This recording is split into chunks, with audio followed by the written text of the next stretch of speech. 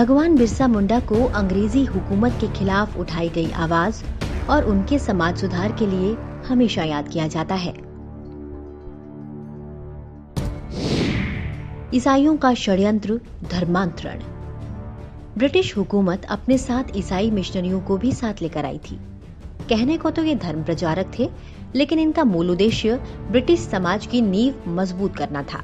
वहीं वनवासियों को उनके मूल सनातन धर्म के विरुद्ध भड़काकर ईसाईकरण कर रही थी।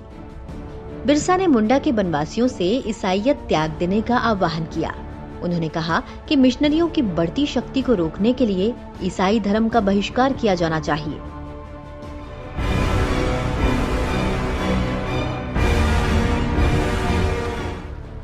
अंग्रेजों के खिलाफ आंदोलन। उन दिनों ब्रिटिश सरकार के खिलाफ सरकार आंदोलन चल रहा था और ईसाई स्कूलों का बहिष्कार किया जा रहा था। बिरसा के पिता ने भी उनका नाम क्रिश्चियन स्कूल से कटवा दिया। इसके बाद बिरसा आनंद पांडे से जुड़े। उन्होंने बिरसा को हिंदू और ईसाई धर्म के बारे में बताया। वे सरदार आंदोलन का हिस्सा बन गए। बिरसा ने देखा कि अंग्रेजी वनवासियों की जमीन पर कब्जा कर उन्हें धर्म परिवर्तन के लिए मजबूर कर रहे हैं, तो उन्होंने अंग्रेजों की धर्मांतरण नीति का पुरजोर विरोध किया। उन्होंने कर्ज से मुक्ति के लिए अंग्रेजों के खिलाफ मुहिम भी चलाई। बिरसा मुंडा ने अंग्रेजों को चुनौती देते हुए कहा, ओ गोरी चमड़ी वाले अंग्रेजों, तुम्हारा हमारे देश में क्या काम? छोटा नागपुर सदियों से हमारा है और तुम इसे हमसे छीन नहीं सकते।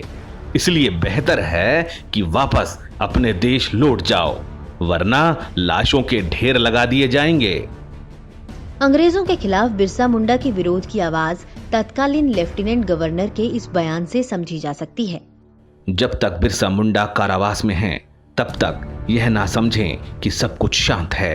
वास्तव में बिरसा को बंदी बनाकर सरकार बारूद के ऐसे ढेर पर बैठ गई है जिसे उसके संग्राम की एक चिंगारी पल भर में जलाकर भस्म कर देगी। यही नहीं, भगवान बिरसा मुंडा ने वनवासियों को तुलसी पूजा, गौ हत्या ना करने, रामायण महाभारत गीता का नित्य पाठ करने, मांसाहार छोड़ने व शुद्ध सात्विक जीवन जीने के लिए प्रेरित किया। भगवान बिरसा की रहस्यमयी मौत। 23 मई सन 1900 को बिरसा को हैजा होने की खबर सामने आई। 9 जून की सुबह खून की उल्टियां होने लगी। अत्यधिक कमजोरी के कारण वे बेहोश हो गए और सुबह 9 बजे वनवासियों के भगवान बिरसा मुंडा संसार से सदा सदा के लिए विदा हो गए। पूरे भारत, खासकर झारखंड, बिहार और ओडिशा में आज भी उनकी पूजा होती है। भगवान बिरसा मुंडा एकमात्र ऐसे आदिवासी जननायक हैं जिनकी तस्वीर संसद भवन में लगी हुई है। भगवान बिरसा मुंडा को कोटि कोटि नमन।